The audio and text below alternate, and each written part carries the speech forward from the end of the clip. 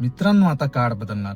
संसदेतील 552 लोकसभा आणि 225 राज्यसभा असे एकूण 778 सदस्य असो वा विधानसभेतील 288 आणि विधान परिषदेतील 78 अशा एकूण 366 असो, ते उद्याचे भारत किंवा महाराष्ट्राचे सुवर्ण भविष्य घडूच शकत नाहीत.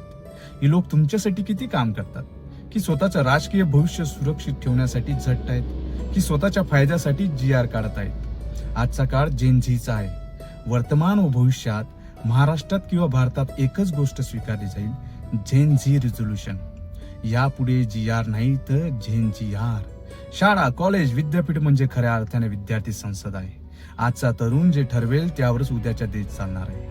कारण आजच्या पिढीला पदापेक्षा पात्रता, आवाजापेक्षा काम व तर्काचा मान आणि वचनांपेक्षा सत्य महत्वाचं वाटतं. जर भारताची किंवा महाराष्ट्राची जेन झी जर रस्त्यावर उतरली ना, तुम्हाला पडायला सुद्धा जागा मिळणार नाही. आणि शेवटी एकच अभंग, सत्य बोलू देतो देव, खोट्याला नाही आसरा. तुकारामांचा वारसा चालणार, भीक मागून नाही सत्ता साथ देणार. IAS तुकाराम मुंडे सरांची 20 वर्षात 24 वेळा बदली. योद्धा जेव्हा झुकत नाही तेव्हा बदनाम केला जातो. एक गोष्ट समजून घ्या, प्रामाणिक अधिकारी गप्प बसला तर लोकशाही कोसळते. जनता जागी राहिली तरच न्याय जिवंत राहतो. धन्यवाद.